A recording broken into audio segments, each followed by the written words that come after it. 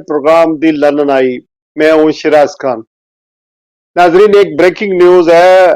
America के सदर Donald Trump ने ऐलान किया है कि अगले 2 हफ्तों में ये फैसला किया जाएगा कि तेहरान के साथ, ईरान के साथ नेगोशिएशन होगी या फिर वहां अटैक किया जाएगा और अमेरिका डायरेक्ट उसके अंदर इन्वॉल्व होगा। ये लेटेस्ट न्यूज है।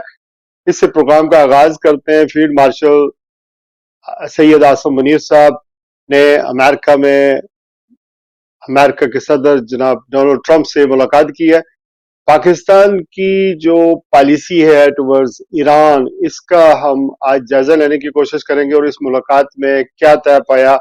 यूके में एक बहुत बड़ा स्कैंडल है कि जो सेक्स ग्रूमिंग है अंडर एज बच्चियों की, उसमें बहुत सारे लोग इन्वॉल्व हैं, बहुत सारे लोगों को सजाएं हुई हैं, लेकिन पाकिस्तान को as a country single out करने की कोशिश की जा रही है और कम्युनिटी एट लार्ज बदनाम हो रही है। इस हवाले से बात करेंगे। मुझे जावेद राठौर साहब ने अमेरिका से ज्वाइन किया है। मुझे ताहिर नाम शेख साहब ने स्कॉटलैंड से ज्वाइन किया। बहुत सीनियर साफी हैं। अदीब मुश्ताक साहब, हाफिज साहब, वो भी ज्वाइन करेंगे। अजीज शम्स साकिब साहब बैरिस्टर है यूके में, वो भी मुझे ज्वाइन करेंगे। लेकिन सबसे पहले मैं चलता हूँ जावेद राठौर साहब की तरफ, चूंकि एक बहुत गैर मामूली मुलाकात हुई है। मेरे ख्याल में अमेरिका की हिस्ट्री में पहली दफा ऐसा हुआ है कि एक सर्विंग जनरल या चीफ ऑफ आर्मी स्टाफ या फील्ड मार्शल से, जो हुकूमत में नहीं है, चूंकि वैसे तो जनरल अयूब साहब जो थे फील्ड मार्शल, उनसे तो मुलाकात हुई थी, सदर की, जियाउल हक साहब की हुई, जनरल परवेज मुशर्रफ की हुई, लेकिन एक सर्विंग जनरल फील्ड मार्शल की मुलाकात हुई है। और एक ऐसे वक्त में जब दुनिया के सारे खुदा ईरान के खिलाफ इकट्ठे हो गए और ईरान अकेला है और हमारे नेक्स्ट डोर पर एक जंग के खतरात मंडला रहे हैं, बल्कि जंग हो रही है, इसराइली अटैक वहां पर जारी है और ईरान भी इसराइल पर अटैक कर रहा है। तो ये इस जंग को किस तरह देख रहे हैं और पाकिस्तान का पर्सपेक्टिव क्या, और खास करके जनरल मुनीर आसम साहब की मुलाकात और ट्रंप की मुलाकात में क्या कुछ तय पाया होगा टुवर्ड्स ईरान और पाकिस्तान के स्टांस के हवाले से। जी बिस्मिल्लाहिर्रहमानिर्रहीम। जी, सबसे पहले तो देखिए कि ये जो मुलाकात वाकई बहुत गैर मामूली वाकया है।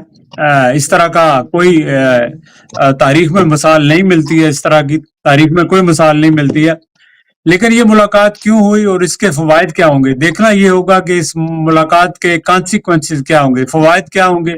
क्या पाकिस्तान को कोई फवायद हासिल होंगे या अमेरिका के कुछ जो है वो टारगेट्स थे वो उन्होंने अचीव किए हैं। तो ये आने वाला वक्त ही अनफोल्ड करेगा। बहुत सारे लोगों को बहुत सारी तवक्कुआत भी हैं और खदशात भी हैं। तवक्कुआत से ज्यादा खदशात हैं, बिलखसूस इस वक्त जब इसराइल एक बरादर इस्लामी मुल्क के ऊपर हमला आवर है। और ऐसे में पाकिस्तान के चीफ ऑफ आर्मी स्टाफ का अमेरिकन प्रेसिडेंट से मिलना जो है ये बड़ी कोई गैर मामूली बात है। और फिर दूसरा इसका एक और पहलू है कि जाहिर है कि इससे इंडिया तो बहुत जो है परेशान होगा कि भाई पाकिस्तान को वो आइसोलेट करने की कोशिश कर रहा था, लेकिन पाकिस्तान हर जगह जो है वो और ज्यादा खुल के सामने आ रहा है। लेकिन इसका एक दूसरा पहलू भी है। वो दूसरा पहलू ये है, वो पाकिस्तान के हवाले से है कि पाकिस्तान का जो सारा सिस्टम है उसको इस मुलाकात ने एक्सपोज करके रख दिया है कि पाकिस्तान में डेमोक्रेसी वाकई है, कोई जमहूरियत है, कोई वहां सदर भी है, कोई वहां वजीर आजम भी है, यानी आर्मी चीफ के अलावा कोई और एग्जिस्ट करता है। तो लगता ही है कि सिर्फ आर्मी चीफ ही है जो सारी पावर का मंबा है पाकिस्तान में, और जमहूरियत और बाकी सारी चीजें ऐसे ही आर्जी हैं और बेनाम है। तो इसके बहुत सारे जो है वो कॉन्सिक्वेंसेस होंगे, लेकिन मुझे उम्मीद है कि पाकिस्तान के लिए बेहतर हो, लेकिन आने वाला वक्त ही बताएगा। लेकिन ये बड़ी गैर मामूली मुलाकात थी और इस बारे में बहुत सारे लोग बहुत सारी बातें कर रहे हैं, लेकिन मैं इस वक्त ज्यादा तफसील से नहीं बात करूंगा। लेकिन इतना ही कहूंगा कि जो प्रेसिडेंट ट्रंप है वो डील मेकर है, डील ब्रेकर है। आया उसने कोई पॉलिटिकल डील की है, कोई स्ट्रेटेजिक डील की है या कोई फाइनेंशियल डील की है, किस किस्म की डील हुई है, वो डील के बगैर किसी से नहीं मिलता। तो ये आने वाला वक्त ही बताएगा कि किस तरह की डील थी। देखिए, आप ये कह रहे हैं कि मुलाकात का होना पाकिस्तान के लिए तो अच्छा है, लेकिन चूंकि इंडिया इसमें बड़ा परेशान है। ठीक है, जावेद साहब मेरे ख्याल में जाना चाह रहे हैं, उनका आज आइस की अपॉइंटमेंट है तो मैंने उनको किया हुआ था। बहुत बहुत शुक्रिया। ताहिर नाम शेख साहब, आप आपके को आपसे सेम मैं क्वेश्चन करना चाह रहा हूं, आप इस मुलाकात को कैसे देख रहे हैं? देखिए जी, इस वक्त जो अमेरिका ने पाकिस्तान को बुलाया है, जाहिर है अमेरिका के अपने इंटरेस्ट जो है वो सबसे पहले होंगे। तो जब से ट्रंप आए हैं, ट्रंप की पॉलिसी जो है ना, इनका कुछ पता नहीं चलता, कोई पता नहीं चलता किस वक्त यू टर्न ले लें और किस वक्त कोई और बात कर दें। अभी जो उन्होंने बुलाया, मेरे ख्याल में इसमें सबसे जो बड़ी वजह है वो ईरान के मुतल्लिक है। वो ये जानना चाहते हैं कि अगर अमेरिका ईरान पे अटैक करता है तो पाकिस्तान का रिस्पांस क्या होगा। क्या पाकिस्तान न्यूट्रल रहेगा, क्या पाकिस्तान ईरान के साथ होगा, या वो अमेरिका की मदद करेगा। मेरे ख्याल में हमारे जो आर्मी चीफ हैं उन्होंने यही कहा है उनको, अमेरिका प्रेसिडेंट को, कि हम आपके और ईरान के दरमियान तलकात बेहतर बनाने के लिए, सुलह कराने के लिए, मुज़ाकरात कराने के लिए तो हम आगे आ सकते हैं, लेकिन किसी एक का साथ देना हमारे लिए मुमकिन नहीं है। ये मेरे ख्याल में उनकी ये पॉलिसी है, हमारे जो आर्मी चीफ हैं। तो बाकी अमेरिका को पता था कि पाकिस्तान में पावर एक ही आदमी के पास होती है और वो आर्मी चीफ होता है, और अब माशाल्लाह वो फील्ड मार्शल भी हैं, तो उन्होंने उसी आदमी को बुलाया है। सियासी हुकूमत को तो वो कोई अहमियत ही नहीं देती है। अच्छा, वो जब कहते हैं कि आई लव पाकिस्तान और पाकिस्तान की लीडरशिप बड़ी मजबूत है, तो इससे क्या मुराद ली जाए फिर?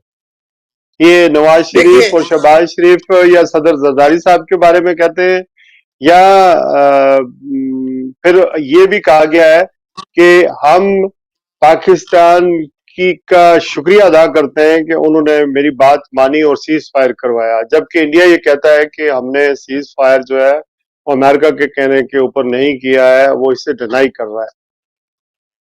देखिए, अमेरिका जो इंडिया है ना जी, वो तो बहुत जलील हो रहा है। हुआ ऐसे था कि जब ये पहले ट्रंप से पूछा गया लड़ाई के मतलब, इंडिया और पाकिस्तान की लड़ाई के मतलब, तो कहने लगे जी ये तो कई सौ साल से जारी है, ये खुद ही लड़ के ठीक हो जाते हैं। हुआ ये कि जब लड़ाई शुरू हुई है और पाकिस्तान ने उसके इंडिया के 3-4 जहाज मार गिराए हैं, तो इसके बाद इंडिया ने जब पाकिस्तान के नूरहां एयरबेस और सरगोदा के नजदीक जो करनाना हमारे जहाँ पे हिल्स हैं, जहाँ पे हमारे एटमी वेपन्स रखे हुए हैं, वहाँ पे उससे जब फायर किए, वहाँ पे मिसाइल मारे, तो पाकिस्तान ने अपने जितने भी एटमी मिसाइल हैं वार हेड लगा दिए और रेड अलर्ट पे आ गया।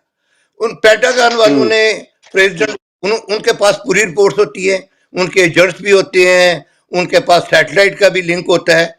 तो उन्होंने देखा कि कहीं ऐसा ना हो कि इसी खले गुल्ले में कोई एटम चाल ही ना जाए, तो उन्होंने फौरी तौर पे प्रेसिडेंट ट्रंप को सोते हुए जगाया और उन्हें बताया कि ये पोजीशन है। तो फिर प्रेसिडेंट ट्रंप ने इंडिया और पाकिस्तान दोनों से रब्ता करके और उन्होंने कहा कि फौरी तौर पे जंग रोके। तो बहरहाल ये क्रेडिट जाता है प्रेसिडेंट ट्रंप को। इंडिया तो अभी तक नहीं मान रहा, इंडिया तो समझ रहा था ना मैं बड़ी सुपर पावर हूँ, ये हूँ वो हूँ, तो उसको जो जलालत मिली है वो उसे कबूल करने के लिए तैयार नहीं है जी। अच्छा, मैं अदीब मुश्ताक साहब को भी प्रोग्राम में वेलकम करता हूँ। अदीब साहब, ये जो मुलाकात हुई है डोनाल्ड ट्रंप की और फील्ड मार्शल सैयद आसिम मुनीर की, ये तो एक पॉजिटिव बात है। कम से कम पाकिस्तान एक पुरअमन मुल्क है और ज़ाहिर बातचीत से मसाइल हल होते हैं, और जिनके साथ हमारे ज़ाहिर मामलात हैं वो अमेरिका के साथ भी हैं, क्योंकि अमेरिका ने तो बहुत बड़ा रोल अदा किया और कम से कम 20 मरतबा कश्मीर के मसले पर सालसी का किरदार अदा करने की बात की है, फिर ट्रेड शुरू करने की बात की है। तो ये जो क्रिटिसिज्म हो रहा है पाकिस्तान में कि जी जनरल साहब को नहीं मुलाकात करनी चाहिए थी, फील्ड मार्शल को नहीं करनी चाहिए थी, मेरे ख्याल में न होने से मुलाकात होना बेहतर है। What do you see?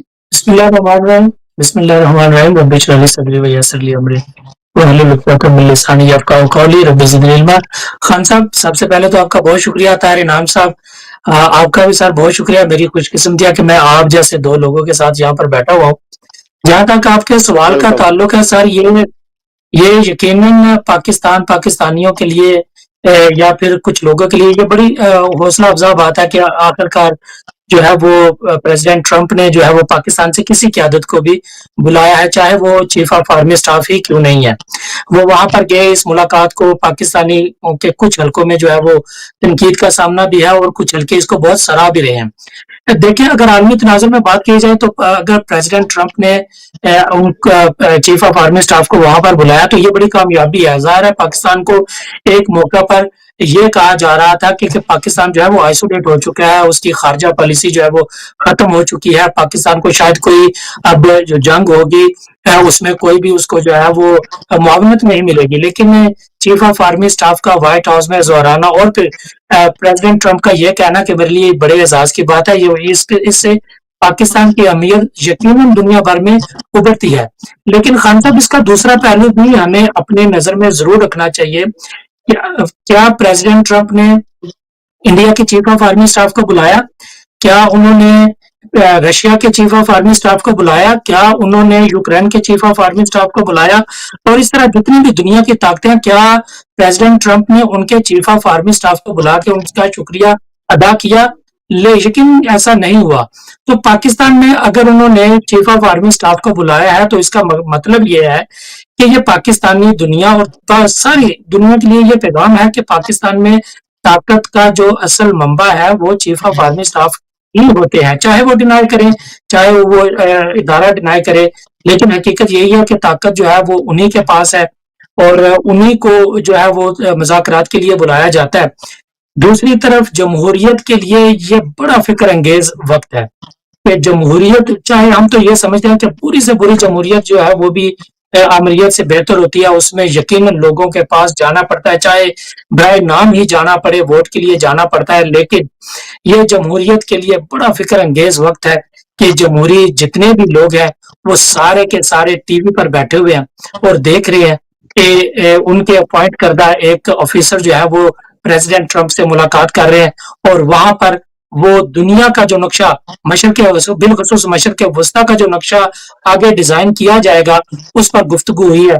आगे आप देखें कि इस मुलाकात के क्या जो है वो असरात मुरतब होंगे पाकिस्तान पर, पाकिस्तान के हमसाया मुमालिक पर। दुआ तो यही है कि अच्छे असरात मुरतब हों, लेकिन इससे पहले अमेरिका जिनका भी दोस्त हुआ है वो हुए जिनके तुम दोस्त, उन्हें दुश्मन की जरूरत क्या है। तो फिर ऐसा ही, इससे पहले तो तारीख यही कहती है। यानी आप कह रहे हैं कि आईनी और कानूनी तौर पर हमारे मुल्क में एक वजीर आजम है, एक सदर है, अगर और वजीर खारजा है, अगर उनकी मुलाकात हो जाती तो ज्यादा बेहतर था, लेकिन मुलाकात न होने से बेहतर है मुलाकात हो गई, क्योंकि जब से डोनाल्ड ट्रंप वो जीते हैं उसके बाद पाकिस्तान के किसी ऑफिशियल से कोई मुलाकात नहीं हुई है। तो आई होप कि इसके रिजल्ट बेहतर आएंगे। अगर रिजल्ट ईरान की बर्बादी का निकला तो ताहिर नाम शेख साहब को तो पता ही है और हमारे व्यूअर्स भी जानते हैं कि पहली बार हम अमेरिका की जंग में किसी मुसलमान मुल्क के खिलाफ इत्यादी उस वक्त बने थे जब हम कोल्ड वार का जमाना था और सोवियत यूनियन ने ऑक्युपाइड कर लिया था अफगानिस्तान में, और दूसरी वक्त उस वक्त हम एक आलमी जंग का हिस्सा बने वॉर ऑन टेरर में। जनरल परवेज मुशर्रफ उस वक्त पाकिस्तान के सदर थे, आर्मी चीफ थे, और उनके जमाने में हमने सारे उबले हुए गंदे, यानी उबले गंदे नहीं बल्कि सारे अंडे एक थाली में डालकर दे दिए थे और उसका हमें बहुत नुकसान हुआ। दोनों औकात में या दोनों जमानों में या दोनों इन अमेरिका के इत्तेहादी बनने का हमें माली और जानी बहुत नुकसान हुआ पाकिस्तान को। और इस वक्त एक ऐसा मौका फिर आ गया है कि जब हमारे नेबर में अफगानिस्तान भी अनस्टेबल है, लेकिन ईरान पर इस वक्त बमबारी हो रही है और ईरान को पनिश किया जा रहा है बिकॉज ऑफ दिस, कि वो दुनिया में वाहिद ऐसा इस्लामी मुल्क है जो फिलिस्तीनियों की हमायत के लिए खड़ा है, उसको के लिए आवाज उठा रहा है, और इसी वजह से उसको पनिश किया जा रहा है। और फिर अगर ये सारे मामलात हुए और फिर एक सॉवरन मुल्क है और उन्होंने 2015 में ये मायदा भी किया था, साइन भी किए थे न्यूक्लियर में, जो इंटरनेशनल जो कवायद और कानून या मायदे हैं उस ट्रीटी पर भी साइन किया हुआ था। تو پھر یہ سی این این کی یہ رپورٹ ہے، بلکہ امریکن کے جو انٹیلیجنس ادارے ہیں وہ رپورٹ کر رہے ہیں، ابھی حال ہی کی بات ہے کہ یعنی 3 سال لگ سکتے ہیں نیوکلر کیپیبلٹی یا نیوکلر بم بنانے میں ایران کو. تو اتنی جلدی کیا تھی کہ امریکہ ایک طرف انگیج ہے مذاکرات میں ایران کے ساتھ، اور ایران مذاکرات کی ٹیبل پر ہے، اور 15 جون کو ایک دم سے جناب مذاکرات ہونے جا رہے تھے عمان میں، اور دوسری طرف 13 تاریخ کو اسرائیل اٹیک کر دیتا ہے ایران کے اوپر. اور پھر ایران کو یہ کہا جا رہا ہے کہ آپ ریٹیلیٹ نہ کریں، یعنی ایک انٹرنیشنل ملک کو پورا ایک حق حاصل ہوتا ہے، آزاد ملک کو ایک پورا حق حاصل ہوتا ہے کہ آپ ریٹیلیٹ کر سکتے ہیں، اپنے دفاع میں کر سکتے ہیں. ایسا ہم نے دیکھا ہے پاکستان اور انڈیا کی وار میں. تو اب آپ یہ بتائیں کہ نہ چاہتے ہوئے بھی اسرائیل اس جنگ میں ہے، اور یہ ہمارے نیکسٹ ڈور میں ہے. اگر یہ جنگ ہوتی ہے تو پاکستان کی جو رولرز ہیں وہ ہو سکتا ہے اس سے لا تعلق رہے، لیکن کیا پاکستان کی 25 کروڑ عوام یہ سب کچھ دیکھتی رہے گی؟ ان کے رشتے ناطے کیا ایران کے ساتھ نہیں ہیں؟ اور اگر ایران سے پر اٹیک ہوتا ہے اور امریکہ اس جنگ میں ملوث ہوتا ہے اور پھر تباہی پھیلتی ہے، تو کیا پاکستان چپ کر کے بیٹھے رہے گا، اپنے بارڈرز نہیں کھولے گا کہ بہت سے ریفیوجیز پاکستان آئے اور ہمسایات ملکوں کی طرح اس کو ٹریٹ کیا جائے، چونکہ سویلین نے تو کوئی قصور نہیں کیا ہوتا. طاہر انعام صاحب کیا کہیں گے اس حوالے سے ایران جی امریکہ اسرائیل جنگ کے حوالے سے؟ امریکہ اور ایران کے مذاکرات ہو رہے تھے. امریکہ نے 60 دن دیے تھے ایران کو کہ آپ ان دنوں کے اندر اندر کسی معاہدے پہ پہنچ جائیں. میں سمجھتا ہوں کہ تھوڑی سی ایران کی غلطی ہے یہ. تو انہوں نے 60 دنوں میں کچھ نہیں کیا. 100 دن تھا، ایک دن اوپر ہوا ہے اور انہوں نے اٹیک کر دیا. اور یہ ان کی پوری پلاننگ تھی. وہ کہہ رہے تھے کہ ایران جو ہے یہ ایٹم بم بنانے کے بالکل قریب ہے، 90% انریچمنٹ ہو چکی ہے اس کے جو نیوکلیر پلانٹس ہے. تو وہ حالانکہ یہ ایک دن کا کام نہیں ہوتا ہے کہ فوری طور پہ ایٹم بم بنا لیا جائے، لیکن جو مغربی میڈیا ہے، خاص طور پہ اسرائیل کا میڈیا، وہ یہ پروپیگنڈا کر رہا تھا کہ بس بم اب بنا ایران کا اور اسرائیل پہ چل گیا. تو وہ پوری دنیا کو یہ غلط تاثر دے رہے ہیں. ٹھیک ہے ایران جو ہے اس نے بھی کچھ خامیاں کچھ غلطیاں کی ہیں، لیکن ایکچولی یہ ان کی ایک پوری پلاننگ ہے. جس طریقے سے انہوں نے عراق کو تباہ کیا ہے، لیبیا کو تباہ کیا ہے، سیریا کو تباہ کیا ہے. اب سیریا میں انہوں نے اپنی مرضی کی گورنمنٹ لے آئے ہیں. تو اب ان کا جو اگلا نشانہ ہے وہ ایران ہے. تو میرے خیال میں ایران کو پوری امت مسلمہ ہے اس کو یعنی اپنے آپ فروئی اختلافات جی نہیں، فروئی امت اختلافات مسلمہ بلا تو کر امت مسلمہ شیخ صاحب جو ہے نا وہ ایگزسٹ ہی نہیں کرتی. اگر امت مسلمہ ایگزسٹ کرتی تو اکتوبر 2023 سے لے کر آج تک غزہ کے تقریباً 61,000 سے زیادہ نہتے معصوم شہریوں کو قتل کیا جا چکا ہے. اور اگر امت مسلمہ یا اسلامی ممالک کے اندر کوئی ایسا دم خم ہوتا تو وہ لوگ کم از کم فلسطین کے یا غزہ کے مسلمانوں کی حمایت میں کھڑے ہوتے تو آج ایران پر حملہ اسرائیل نہ کرتا. حالانکہ ڈونلڈ ٹرمپ جب الیکشن جیتے تو ان کا ایجنڈا یا ان کا سلوگن یہی تھا کہ میں دنیا میں جنگیں شروع نہیں کروں گا بلکہ جنگیں ختم کروں گا. تو اس کا مطلب یہ ہوا کہ ڈونلڈ ٹرمپ ڈائریکٹلی انوالو تھے مذاکرات میں، اور پھر ابھی اس میں جلدی کیا تھی اور اٹیک ہو گیا.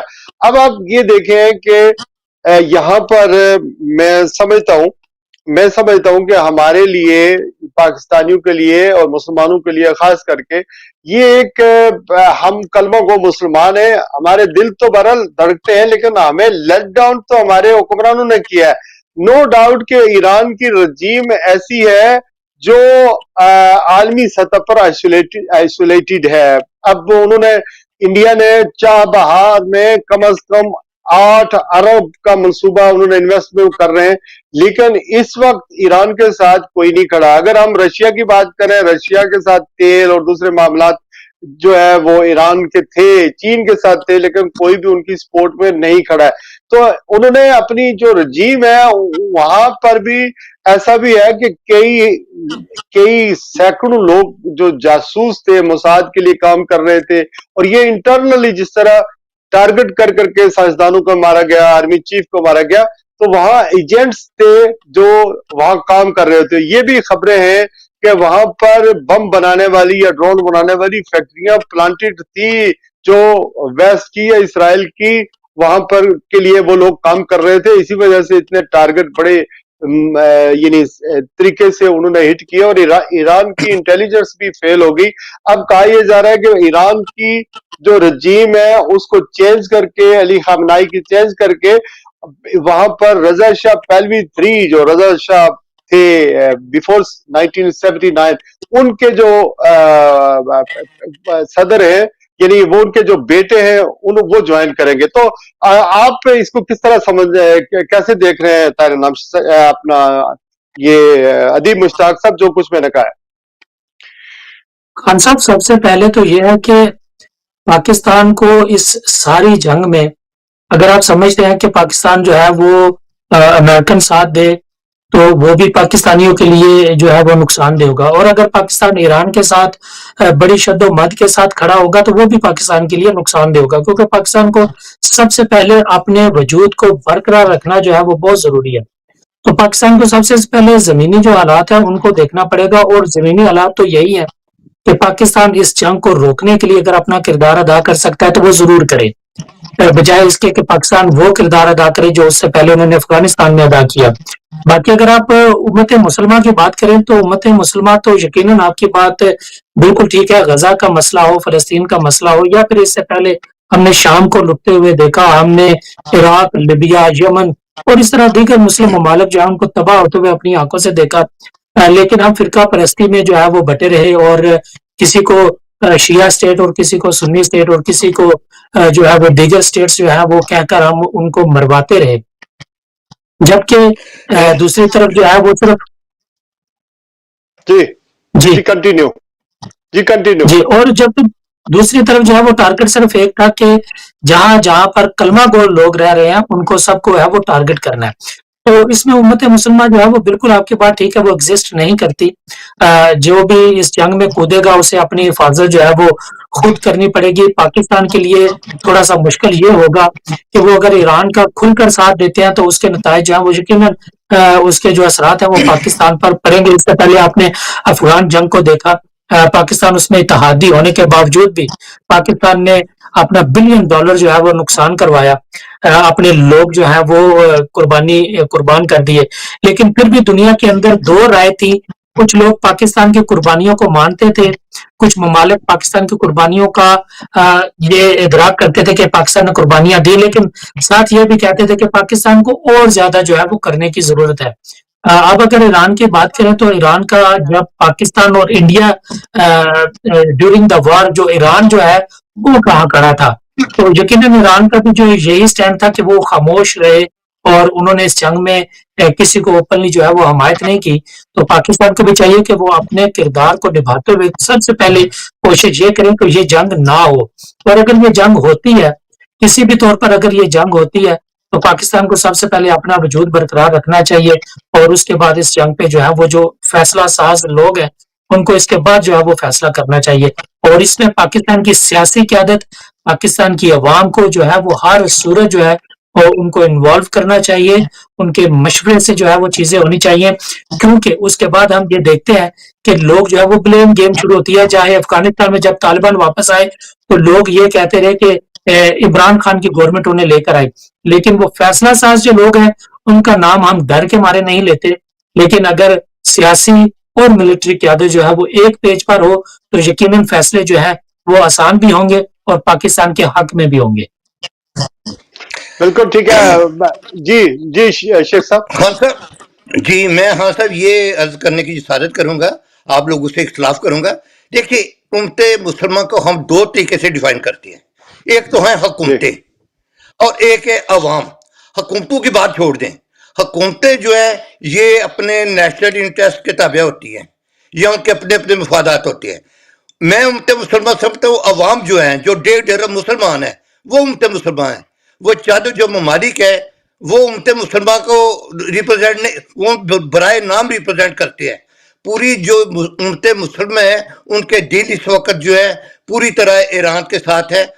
اس سے پہلے فلسطین کے ساتھ ہے، سیریا کے ساتھ ہے، لیبیا کے ساتھ ہے، عراق کے ساتھ ہے.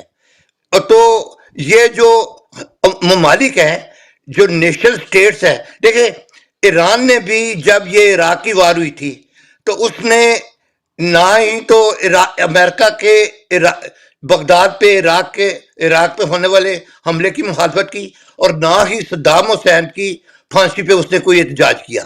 تو حکومتی سطح پر تو امت مسلمہ ختم ہو گئی. اور بھی اس طرح کے بے شمار باتیں ہیں، بے شمار جو واقعات ہیں جہاں حکومتیں اپنے اپنے مقصد کے لیے، اپنے مطلب براری کے لیے کام کرتی ہیں.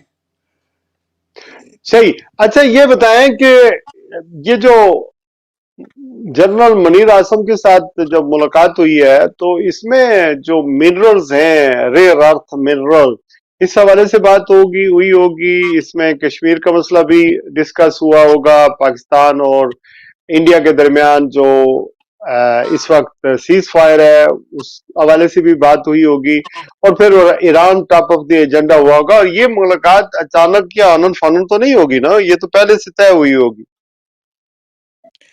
جی مجھ سے پوچھ رہے ہیں یا ادیب صاحب سے؟ جی آپ ہی سے. جی آپ سینئر ہیں نا، آپ سینئر ہیں. آپ کا پیار ہے، محبت ہے، ایسی کوئی بات نہیں ہے.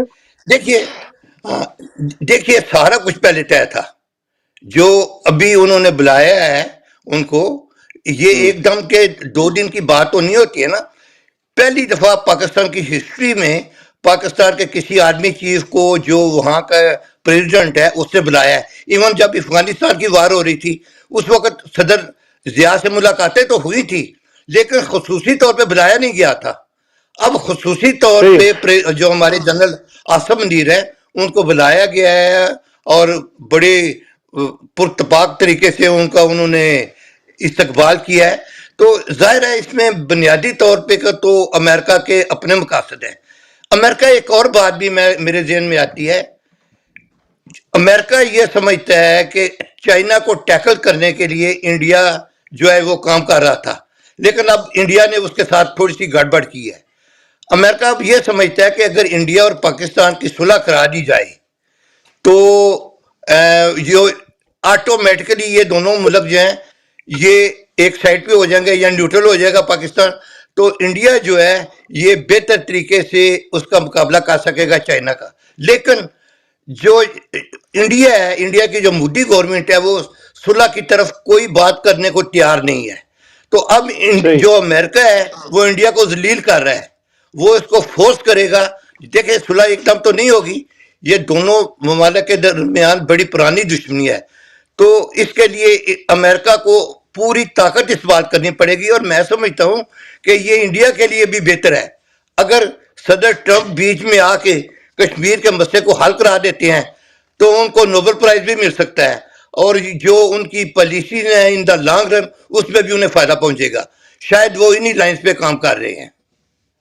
جنرل منیر اعظم صاحب فیلڈ مارشل نے سنا ہے کہ سجیسٹ کیا ہے کہ ان کو، چونکہ انہوں نے جنگ بند کرائی ہے اور ڈونلڈ ٹرمپ کو نوبل پیس کا نام دیا جانا چاہیے، یہ انہوں نے تجویز کیا ہے. لیکن کوشچن از دس کہ کیا ڈونلڈ ٹرمپ اگر کشمیر پہ بات کرنا چاہتے ہیں ہمارے ساتھ تو وہ یا ہمارے ساتھ ثالثی کروانا چاہتے ہیں، تو انڈیا نے تو یہ کہا کہ جو ان کے سیکرٹری خارجہ ہیں وکرم مسری، انہوں نے ریفیوز کر دیا کہ ہم کسی تیسرے ملک کی ثالثی قبول نہیں کریں گے. اور اگر انڈیا کا پرسپیکٹو کی بات کریں، جی خان صاحب اس کی وجہ یہ ہے کہ شملہ معاہدہ جو ہے وہ دونوں ممالک کو پابند کرتا ہے کہ کوئی تیسری طاقت ثالثی نہیں کرے گی، کوئی تیسری طاقت انوالو نہیں ہوگی. اور یہ جو بات ہے یہ انڈیا کے مفاد میں جاتی ہے.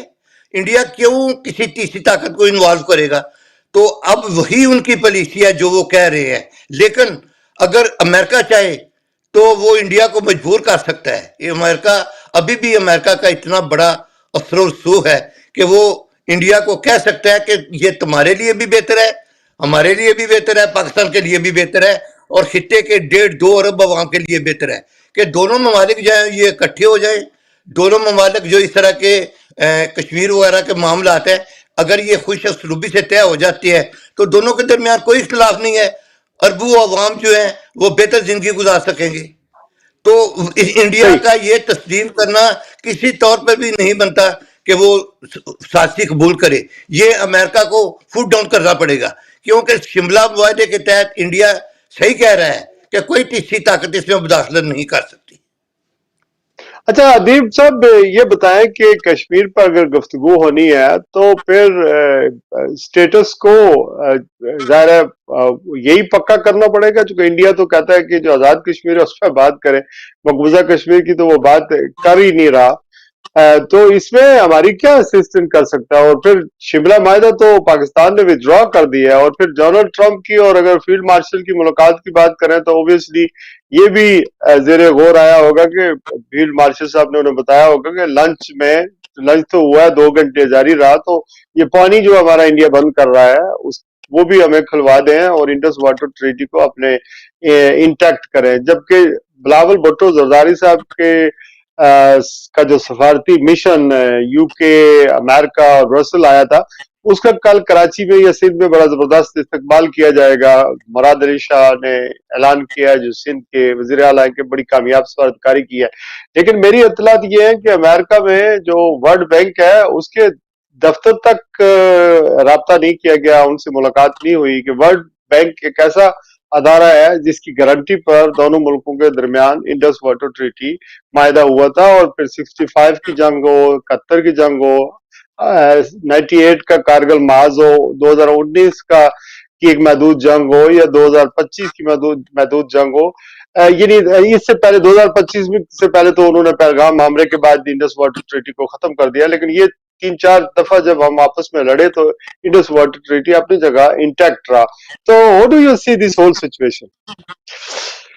سب سے پہلے تو یہ ہے کہ بلاول صاحب کا یہ جو دورہ تھا اس میں 2 چیزیں انہوں نے یہ کرنا تھی. ایک تو وہ عالمی دنیا کے سامنے انڈیا کا جو ہے وہ چہرہ دکھانا چاہتے تھے کہ انڈیا نے جو پہلے اٹیک کیا اور پھر اس کے بعد انڈیا نے پوری دنیا میں اپنے وفود بھیجے. ان کے بھی جو پارلیمنٹرین تھے 60 سے زائد ان کے پارلیمنٹرین مختلف ممالک میں وہ بھی دورے کر رہے تھے، اور وہ پاکستان کے بارے میں لوگوں کو بتا رہے تھے، دنیا کو بتا رہے تھے کہ پاکستان کا جو ہے وہ ایک دہشت گرد ملک قرار دینے کی کوشش کر رہے تھے یا اس طرح کا. اس کے جواب میں بلاول بھٹو کے دورے نے یقیناً ان کا جو ہے وہ جو کاؤنٹر کیا ہے ان کے دورے کو، اس کو ہمیں ضرور سراہنا چاہیے کیونکہ اسے انٹرنیشنل سطح پر جو ہے وہ پذیرائی ملی ہے. رہی بات کہ انڈیا میں پانی جو ہے وہ اس کے بند کرنے یا اس کو کھولنے کا ابھی تک کوئی ہوا ہے یا نہیں، تو اس میں بلاول بھٹو زرداری نے بڑا کلیئر اس کے بارے میں کہا ہے کہ پاکستان کا پانی بند کرنا جنگ کے مترادف ہوگا، یعنی کہ اگر جنگ ہوئی تو پھر وہ اسی معاملے پر ہوگی انڈیا کے ساتھ. اور اس میں پریزیڈنٹ ٹرمپ نے یقیناً یہ وقت کو ان کو یقین دلایا ہوگا چیف آف آرمی اسٹاف کو کہ وہ اس معاملے میں اپنا کردار ضرور ادا کریں گے. ظاہر ہے وہ اس سے پہلے بھی اس خواہش کا اظہار کر چکے ہیں کہ وہ کشمیر کے معاملے پر ثالثی کا کردار ادا کرنے کے تیار ہیں. گو کہ ڈونلڈ ٹرمپ جو ہے وہ صبح کوئی اور بات کرتے ہیں، شام کو کوئی اور بات کرتے ہیں، ان کی کسی بھی بات کو جو ہے وہ جو سیاسی حلقے ہیں وہ اتنا سیریس نہیں لیتے، لیکن پھر بھی وہ طاقت کے ایک بڑے طاقتور ملک کے جو ہیں وہ سربراہ ہیں. تو انہوں نے اس میں اپنا کردار ادا کرنے کا اگر وعدہ کیا ہے تو یقیناً وہ پاکستان کا جو پانی انڈیا کی طرف سے آ رہا ہے اس کو ہم انڈیا کو بند کرنے نہیں دیں گے. جنگ کو انہوں نے روکنے کا اتنی بار کریڈٹ لیا ہے پریزیڈنٹ ٹرمپ نے کہ میں نے 2 نیوکلیئر کنٹریز کے درمیان جو ہے وہ نیوکلیئر وار کو روکا ہے.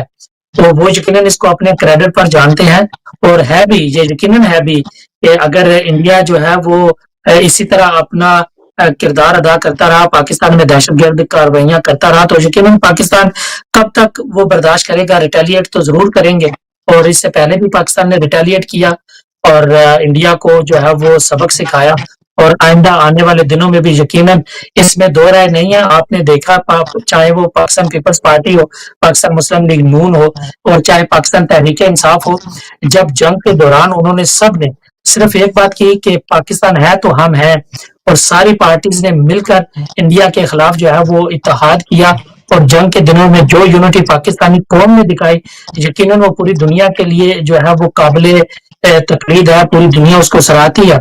بلاول بھٹو صاحب کے دورے کے دوران بھی انہوں نے पूरे पाकिस्तानी वो जहां जहां भी गए हैं, आपने देखा होगा सही कहीं एहतजाज नहीं हुआ पाकिस्तान तहरीक इंसाफ की तरफ से, बल्कि उनको पजीराई मिली है। और यही पाकिस्तान मुकदमा है, कौमी यही कौमी जमहूरियत का कौमी वतन है। कौमी मसला था, और दूसरा ये कि जी चूंकि यूनिफिकेशन की जरूरत है, दूसरा ये कि आपस के इख्तलाफात था अपनी जगह, लेकिन जो इंडिया के बयान जो वफद था वो बड़ा तगड़ा वफद था, लेकिन उनका बयानिया बिल्कुल कमजोर था। एक तो वो दहशतगर्दी की बिल्कुल कोई एविडेंस नहीं मुहैया कर सके, दूसरा वो ये जस्टिफाई नहीं कर रहे थे कि क्या वजूहत थी जिसकी वजह से उन्होंने इंटरनेशनल जितने भी मायदे हैं उसकी खिलाफ वर्जी की और एक मुल्क के ऊपर हमला किया, इंटरनेशनल बॉर्डर को की वायलेशन की। जबकि पाकिस्तान का वफद हल्का ही सही, वफद हल्का था लेकिन बयानिया मजबूत था, इसलिए पजराई बहरहाल मिली। बिल्कुल कुछ बेहतर हो सकता था, चूंकि मैंने तो इसको बहुत क्लोजली मॉनिटर भी किया और इंटरेक्शन भी मैंने किया, लेकिन something is better than nothing. यहाँ किसी ऑफिशियल से बात उस तरह नहीं हुई, मुलाकात नहीं हुई। अमेरिका में भी किसी ज़ाहिर सेनेटर वगैरह से मुलाकात हुई है। यहाँ पर जो एमपीज हैं, बल्कि शहीद नियाजी साहब जो जंग से ताल्लुक रखते हैं, उन्होंने कहा कि ये एमपीज तो जो कश्मीर पार्लियामेंट्री कमेटी के अंदर आए या उस कमेटी के साथ जो एमपीज के साथ आपकी का इंटरेक्शन हुआ, ये एमपीज तो हर पाकिस्तान से आने वाले जितने भी वफद होते हैं उसमें शामिल होते हैं। अच्छा, मैं अगले टॉपिक की तरफ बढ़ता हूँ, जो ईरान पर भी बात करेंगे और जंग के हवाले से भी बात करेंगे, लेकिन यहाँ पर एक इशू उठा है जो मैं अपने नाजरीन को बताता चलूं जहां तक हमारी आवाज पहुंचती है यूके में, कि एक ग्रूमिंग का अंडर एज बच्चे जो है या बच्चियां जो है उनके साथ ज्यादती का, ग्रूमिंग का एक स्कैंडल है। स्कैंडल नहीं बल्कि हकीकत है, और बहुत सारे लोग इसके अंदर इन्वॉल्व हैं। आज जब मैं बात कर रहा हूं आपसे, तो यहाँ एक चाइनीज को बाशिंदे को भी सजा हुई है जिसने कई रेप किए हैं। वो वीजे की वहां से लोगों को लाता रहा है, चाइना से लड़कियों को, फिर यहाँ यूके में भी जो थी बहुत सारे उसने रेप किए हैं, तो उसको बहरहाल जेल हुई है, सजा हुई है, वीडियो भी बनाता था। इसी तरह ये जो ग्रूमिंग का केस जो रोदरम में, शेफील्ड में या दूसरे नॉर्थ के इलाके में हुआ है, उसके हवाले से जो लूसी केसी है, बैरनेस हाउस ऑफ लॉर्ड्स की जो रुकन है, उन्होंने एक रिपोर्ट शाया किया और उसमें ये चीजें सामने लाई हैं कि चूंकि जो यहाँ के अदारे हैं वो फेल हो गए हैं कि बच्चियों को या अंडर एज जो सेक्स गैंग है उनको, यानी बच्चों को प्रोटेक्ट करने में फेल हो गई है। और फिर ये जो कम्युनिटी है उसमें पाकिस्तान का सिंगल आउट, हालांकि दूसरी कम्युनिटीज के लोग भी उसमें शामिल हैं, लेकिन पाकिस्तानी कम्युनिटी को 3-4 महीने पहले सिंगल आउट करने की कोशिश की जा रही थी, और अब बार बार मीडिया में पाकिस्तानी कम्युनिटी को सिंगल आउट करने की कोशिश की जा रही है। तो ताहिर इनाम शेख साहब, इस हवाले से आप क्या कहेंगे? तो मेरी अगर खबर को जरा दुरुस्त करना चाहें तब भी कर दें, और फिर पाकिस्तान को सिंगल आउट करना और फिर हमारी कम्युनिटी का किरदार क्या बनता है, इसे कैसे टैकल किया जाए? हाँ साहब, ये एक नहायत ही अफसोसनाक मामला है जिसने हमारे सर जो है शर्म से झुका दिए हैं। देखिए, पाकिस्तानी दो हिस्सों में तकसीम हो चुके हैं। दो, हमारी जो नई नस्ल है, एक तो वो लोग हैं जो पढ़ लिख के माशाल्लाह डॉक्टर, इंजीनियर, आईटी, आईए और दीगर बेशुमार अच्छे शोबों में जाके मुल्क की खिदमत कर रहे हैं, और उन्होंने अपना और अपने मुल्क का भी नाम रोशन किया है। दूसरी किस्म वो है जो अगरचे कम है तादाद में, लेकिन वो क्राइम्स में पड़ गए हैं। उन्होंने बर्मिंघम में, मैनचेस्टर में और दूसरे इलाकों में जो ड्रग का कारोबार था वो तुर्को और जीविका के रहने वाले से छीन लिया है, और इसके अलावा प्रोस्टिट्यूशन के काम में भी वो बहुत आगे हैं। ये जो लोग हैं अगरचे तादाद में कम है, लेकिन ये हमारे कह लें कि हमारे लिए नहायत ही बदनामी का बायस है।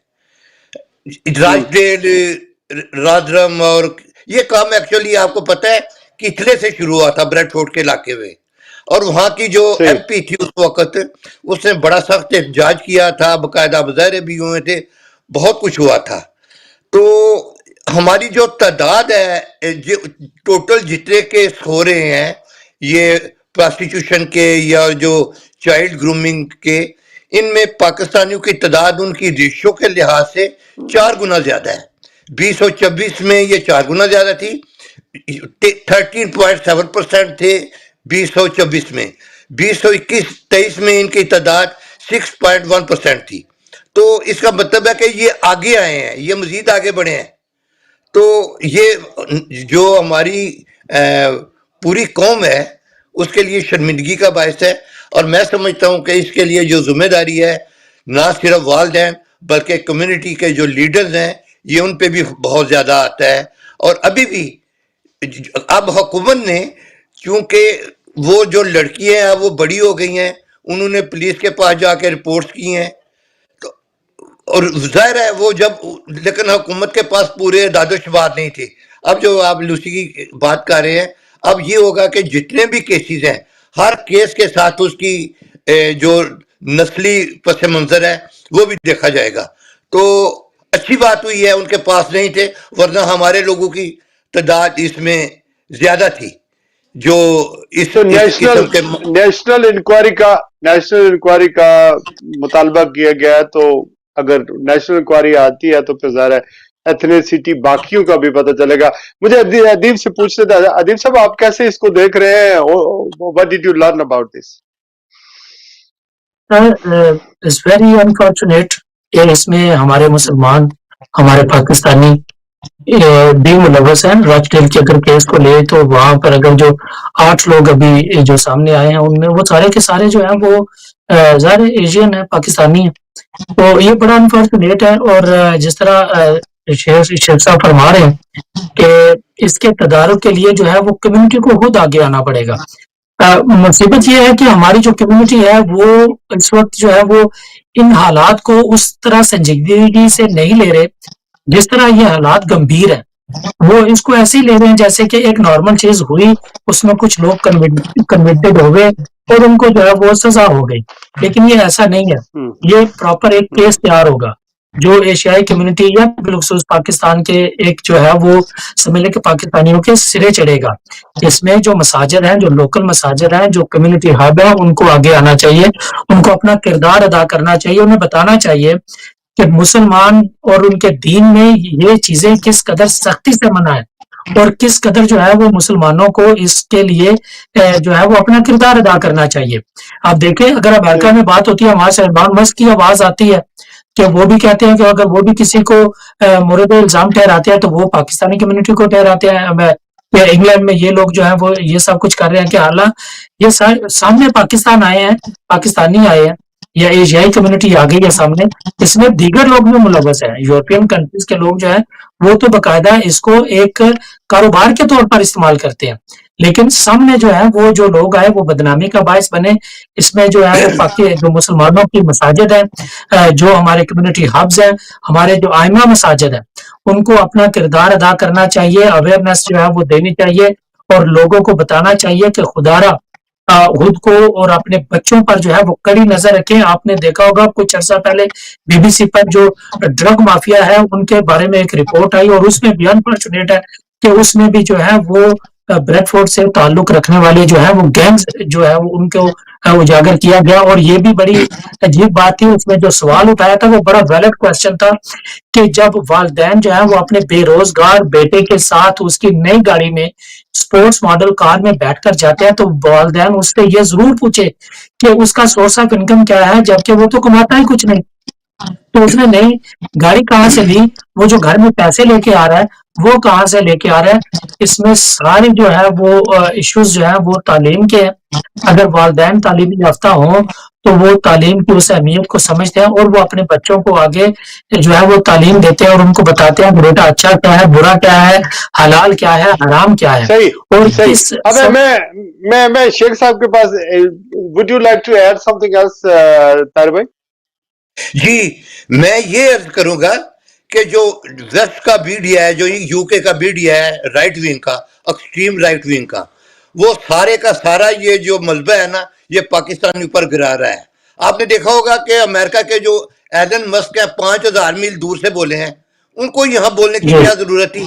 انہوں نے بھی یہی کہا ہے کہ جی یہ بریڈ فورڈ میں اور اس علاقے میں جو پاکستانی ہے یہ چائلڈ گرومنگ کر رہے ہیں. تو ہمیں اس سلسلہ میں بہت محتاط رہنا پڑے گا. وہ پورے کا پورا کیس جو ہے, پوری کی پوری جو ذمہ داری ہے وہ ہم پہ ڈالنے کی کوشش کر رہے ہیں, حالانکہ ایسی بات نہیں ہے. دیکھیے 87-90% جو ہے نا یہ کام کرنے والے وہ گورے ہیں, لیکن ہماری جی بدقسمتی یہ ہے کہ ہماری جو ریشو ہے جو اس فیلڈ میں وہ آبادی کے تناسب سے زیادہ ہے، تو ہم ان کے لیے ہم انہیں ایک موقع مہیا کر رہے ہیں. ہمیں ہاں اب اس میں جو اس سیاست بھی ہو سلسلے سکتی ہے. اچھا میں کچھ میری کچھ اس میں ذرا میری ٹیک بھی لے لیتے ہیں، میں اس میں شامل کرتا ہوں. پہلی بات تو یہ ہے کہ یہ افسوسناک امر ہے، یہ قابل مذمت ہے کہ اس میں کوئی پاکستانی یا مسلمان ملوث ہیں. دوسری بات یہ کہ جو کمیونٹی ایٹ لارج ہے ان کو اس چیز کا ادراک ہی نہیں ہے کہ پاکستان کو یا پاکستانی کمیونٹی کو بدنام کرنے کے لیے یہاں کس طرح کی سیاست ہو رہی ہے، کس طرح کی کا میڈیا کس طرح متحرک ہو چکا ہے، اور ایک سنگل کمیونٹی کو سنگل آؤٹ کیا جا رہا ہے، پاکستان کی کمیونٹی کو. یہ باتیں اپنی جگہ فیکٹ ہے. بٹ دا کوشچن از دس، جو پہلی ہماری جنریشن ہے یا دوسری جنریشن ہے اس میں یہ چیزیں نہیں ہیں. یہ تو جو ملوث اس میں پائے گئے ہیں یا زیادہ تر وہ لوگ ہیں جو یہاں بورن ہوئے یا چھوٹی عمر میں آئے اور بروٹ اپ ہوئے. یہاں پر ذمہ داری کس کی تھی؟ یہاں کے اداروں کی. ادارے کون سے ہیں؟ یہاں کا جو سوشل سسٹم ہے، سوشل سروسز ہے، پولیس ہے، اس کی یہ ذمہ داری تھی. چونکہ ہمارے بچے ہمارے گھروں میں ہمارے کھانے تو کھاتے ہیں، یعنی ہمارا کلچر تو اڈاپٹ کرتے ہیں، ہماری طرح کپڑے تو پہنتے ہیں، لیکن ہمارا ان کے اوپر زور کتنا ہے. اگر ہم کوئی زیادہ بات کرتے ہیں تو سوشل سروسز والے اٹھا کے لے جاتے ہیں. اور یہ سارا دھندا جو ہے یہ ڈرگز ریلیٹڈ ہے، بے روزگاری ہے اس ملک کے اندر. اگر ہم نارتھ آف انگلینڈ کی بات کریں، مینچسٹر کی بات کریں، بریڈ فورڈ کی بات کریں، یارکشائر کی بات کریں، سوئن، برمنگھم، آنڈورز کی بات کریں، تو یہاں انڈسٹری تقریباً ختم ہو چکی ہے. لوگ ٹیکسیاں چلاتے ہیں یا پھر یہ ٹیک ویز وغیرہ میں کام کرتے ہیں. باقی تو انڈسٹری یہاں پر ہے نہیں. بے روزگاری بڑی بری طرح ہے، اس طرح کے معاملات نہیں ہیں. اور پھر بریڈ فورڈ یا ادر جتنے بھی سٹی ہیں، میں معذرت چاہتا ہوں کسی ایک شہر کو میں سنگل آؤٹ نہیں کر سکتا. they are controlled by the drug owners, that the people who are involved in the drugs. تو یہ کس نے دیکھنا ہے؟ یہ یہاں کے اداروں نے دیکھنا ہے. This is the failure of this society. اور یہ جو یہاں کے انسٹیٹیوشن ہے، یہاں کے قانون ہے، ان کو اس کو دیکھنا ہے. اور اگر جیسا کہ طاہر انعام صاحب کہہ رہے ہیں، ہم تو 1.7 ملین 17 لاکھ یا 2 ملین لوگ ہیں پاکستانی. اس ریشو سے پاکستانیوں کو اگر نکالے، جیسے کہ میں نے چائنی کی مثال دی ہے، جیسے کہ بلیک افریقن کی بات کی ہے، یہاں کی انڈیجنس کمیونٹی کی بات کی ہے، they are all at large in this involved, but why we are single out as a Pakistani community. اسی وجہ سے کیئر سٹارمر جو تھے وہ he was reluctant to hold an inquiry. چونکہ یہی جو سیاست ہے، یہی جو نفرت ہے، یہی جو انتشار ہے کمیونٹی کے درمیان ہارمنی میں رہنے کا، یہ انتشار پیدا کرے گا. جب یہ انکوائری ہوگی تو ذرا اوبیسلی ہم انکوائری کو ویلکم کرتے ہیں تاکہ دودھ کا دودھ اور پانی کا پانی ہو جائے. اور یہ نہیں ہو سکتا کہ بلیک بھی اس میں زیادہ کمیونٹی افریقن جو ہے وہ شامل ہو، یورپین بھی اس کے اندر شامل ہوں، لیکن ان کا نام کوئی نہ لیا جائے. انڈین سکھ یا انڈین ہندو یا انڈین جو بھی مذہب کے لوگ ہیں یا جس نیشنلٹی کے بھی لوگ ہیں، جس مذہب کے بھی لوگ ہوں، وداؤٹ اینی ڈسکریمنیشن اور سنگلنگ آؤٹ سنگل کمیونٹی، سب کو اس میں انکلوڈ کیا جانا چاہیے اور انکوائری ہونی چاہیے. یہ نہیں ہو سکتا کہ میڈیا پر بار بار پاکستانی کمیونٹی کا ذکر کریں. اگر ایک کا نام آ گیا، 2 کا نام آ گیا، 10 کا نام آ گیا، ظاہر ہے ہم اس کو کنڈیم کرتے ہیں. It shouldn't be a single one in this involved. آپ کیا کہیں گے؟ پھر یہ بھی بتا دیں کہ کیا جا سکتا ہے ان حالات میں، جبکہ ہمارے ہاتھ باندھے ہوئے ہیں، ہماری زبان بھی باندھی ہوئی ہے. بچوں کو کہیں تو پولیس بچے اٹھا کے لے جاتی ہے. تو what can we do ایسے ہمارے علماء کرام کیا کر سکتے ہیں، کمیونٹی لیڈر کیا کر سکتے ہیں، ہمارے پاکستانی کونسلر کیا کر سکتے ہیں؟ what we can do. جو فوٹو والے جتنے بھی کمیونٹی لیڈر ہوتے ہیں جن کو بلا کر ہمارے کونسلیٹ اور ہمارے ہائی کمیشن اور یہ ان کو پروٹوکول دے کر ان کے سٹیٹس کو بڑا کرتے ہیں، پروفائل کو بڑا کرتے ہیں، ان کی ذمہ داری کیا ہے طاہر انعام صاحب؟ جی دیکھیے، سب سے بڑی جو ذمہ داری ہے پہلے نمبر پہ پیرنٹس کی ہے. جیسے کہ پہلے فرما چکے ہیں کہ جب کسی کا بچہ جو بے روزگار ہے وہ 1.5 लाख पाउंड की गाड़ी पे बैठ के आता है, اور حاجی صاحب بھی بڑے شوق کے ساتھ اس اپنے بیٹے کے ساتھ گاڑی پہ بیٹھتے ہیں. انہیں پوچھنا چاہیے بیٹے یہ پیسے تم کدھر سے لے کے آئے ہو. وہ انہیں پتہ ہوتا ہے، انہیں بھی پتہ ہوتا ہے کہ یہ ڈرگ کا کام کر رہا ہے، یہ پراسٹیٹیوشن کا کام کر رہا ہے، یہ چائلڈ گرومنگ کا کام کر رہا ہے. اچھا اس کے بعد آ جاتے ہیں ہمارے کمیونٹی لیڈر. کمیونٹی لیڈروں نے آنکھیں بند رکھی ہیں. تیسرے نمبر پہ آ جاتی ہے سوشل سروسز، پولیس اور اس طرح کے ادارے جو کہ ذمہ دار ہوتے ہیں. چوتھے نمبر پہ آتے ہیں پالیسی صاحب. دیکھیں اگر بے روزگاری ہے یا جاب ملنی مشکل ہے تو ہماری پہلی نسل بھی تو تھی، کبھی ان کے متعلق بھی کوئی اس طرح کی غلط بات سنی تھی؟ وہ بیچارے سارا دن محنت کرتے تھے، اور کبھی حالانکہ ان کو لوگ زیادتی کرتے تھے، ان کو بلیک باسٹرڈ اور اس طرح کی گالیاں کہتے تھے، لیکن وہ انہوں نے کبھی بھی اس کا رسپانس نہیں دیا، صرف وہ اپنے کام سے کام رکھتے تھے. جبکہ جو ہماری یہ نئی نسل ہے اس کو یہ الاؤنس نہیں دیا جا سکتا کہ اگر وہ بے روزگار ہے تو وہ چائلڈ پراسٹیٹیوشن کرے، وہ ڈرگ کا کاروبار کرے. یہ پولیس کو بھی میں سمجھتا ہوں کہ اس سلسلے میں سخت رویہ اختیار کرنا ہوگا.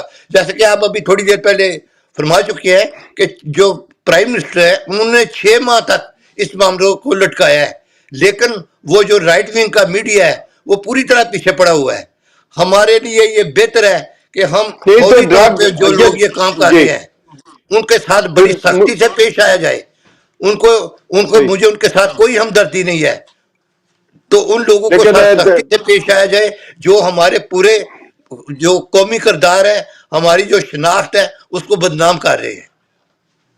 ادیب صاحب یہ جو ڈرگز آتی ہیں اس یہ تو کوئی آسمان سے تو نہیں گرتی ہے نا، یا یہاں تو نہیں اگتی ہیں یا بنتی ہیں، یہ تو بارڈر کنٹرول کا ہے نا. یہاں کے ادارے جتنے بھی ہیں، بارڈر کنٹرول، امیگریشن، انہی کا کام ہے نا، کسٹم کا کام ہے نا یہ اس ڈرگ کو روکنا. یہ کدھر سے آ رہی ہیں، کہاں سے آ رہی ہیں؟ تو یہ ڈرگ آتی کہاں ہے کہ جو ڈرگی ہیں وہ پورے شہروں کو کنٹرول کرتے ہیں، اور یہ کس طرح بری اور ذمہ ہو جاتے ہیں؟ یہاں کا سوشل سروسز، یہاں کے امیگریشن یا کسٹم یا پولیس، یہ کس طرح ان کو چھوڑ دیا جائے؟ روٹ کازز کو دیکھنا پڑے گا نا. بالکل روٹ کازز کو دیکھنا پڑے گا. جب یہ ڈرگ جو ہے وہ بارڈر کراس کر رہی ہوتی ہے تو وہاں پر بارڈر کراس کرتے وقت جب ان کی چیکنگ ہوتی ہے تو اگر لانے والے کوئی جو ہے وہ دوسری کمیونٹی سے ہے تو چیک کرنے والے تو اپنے لوگ ہیں، وہاں پر اپنے لوگ کھڑے ہیں، انہیں پتا ہے کہ کیا چیز آ رہی ہے، کیا چیز جو ہے وہ بارڈر کو کراس کر رہی ہے. اگر ہم اداروں کی نااہلی کو کہیں کہ ادارے نااہل ہیں یا ان کی سستی کی وجہ سے یا ان کی کمزوری کی وجہ سے یہ معاملات جو ہے یہاں تک پہنچے تو یہ اس میں دو رائے نہیں ہے.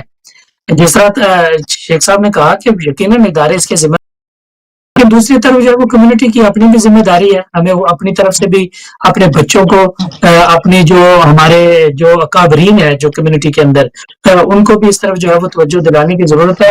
بریڈ فورڈ سے جو ہمارے ایم پیز ہیں انہوں نے اس کے بارے میں آواز اٹھائی ہے، پارلیمنٹ برٹش پارلیمنٹ میں یہاں سے آواز گئی ہے کہ صرف ایک کمیونٹی کو جو ہے وہ ٹارگٹ نہ کریں. ہم ہر قسم کی جو انکوائری ہے اس کو ویلکم کرتے ہیں اور اس میں بتائیں کہ کتنے نمبرز ہیں. اگر ایشیائی کمیونٹی ہے، پاکستانی کمیونٹی ہے، تو ان کو جو ہے وہ ڈومینیٹ کریں کہ اتنے نمبرز جو ہیں وہ پاکستانی کمیونٹی کے ہیں، اتنے نمبر جو ہیں وہ وائٹ کمیونٹی کے ہیں یا کسی دوسری کمیونٹی کے ہیں.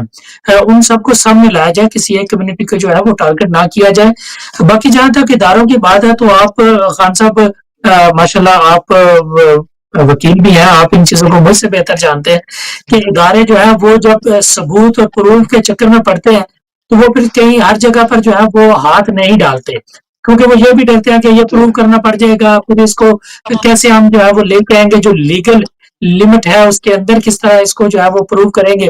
تو ان ساری چیزوں سے جو ہے وہ نظر چراتے ہیں، پھر وہ یہ معاملات جو ہے وہ آہستہ آہستہ بہرحال اپنی کمیونٹی کو بہرحال ہم نے ایک آگاہی دینی تھی، شعور دینا تھا. کوشش کرنی میڈیا کی یہی ہوتی ہے کہ جو ایشوز ہوتے ہیں جو آپ کے ڈور سٹیپ پر آ چکے ہیں ان کو آپ اگنور نہیں کر سکتے، تو یہ ہائی لائٹ کرنے کی ضرورت ہے. بہرحال جو ایران کے اندر اس وقت جو لوگ ہیں وہ انہوں نے جو نسل ہے وہ 40-45 سال کی جو 1980 میں پیدا ہوئی، 79 میں پیدا ہوئی، تو وہ لوگ اس وقت بھی کسی ڈر اور خوف میں مبتلا نہیں ہے. جبکہ جب اسرائیل کی بات کریں تو وہ بنکروں میں جا رہے ہیں، جب اٹیک ہو رہے ہیں تو ایران کے اندر جو عوام ہے وہ ان کے اوپر بم برسائے جا رہے ہیں لیکن خوف میں وہ لوگ مبتلا نہیں ہیں، چونکہ انہوں نے امام خمینی کے انقلاب کے بعد جن لوگوں نے ہوش سنبھالا وہ کافی بہادر ہیں، انہوں نے سختیاں بہت جھیلی ہیں۔ ہم امید کرتے ہیں کہ وہ جو جذبہ تھا مسلمانوں میں وہ واپس آئے گا، اور اس میں ایران کی جو موجودہ حکومت ہے اگر مذاکرات ہوتے ہیں تو اس میں انہیں تھوڑی سی لچک پیدا کرنی چاہیے تاکہ اپنے لوگ بھی بچائیں اور اپنے خطے کو بھی بچائیں، تاکہ بڑے پیمانے پر ان لوگوں نے قتال کا منصوبہ بنایا ہوا ہے جو ٹل سکے۔ میری دعا ہے اللہ تعالیٰ اپنی ربوبیت کے صدقے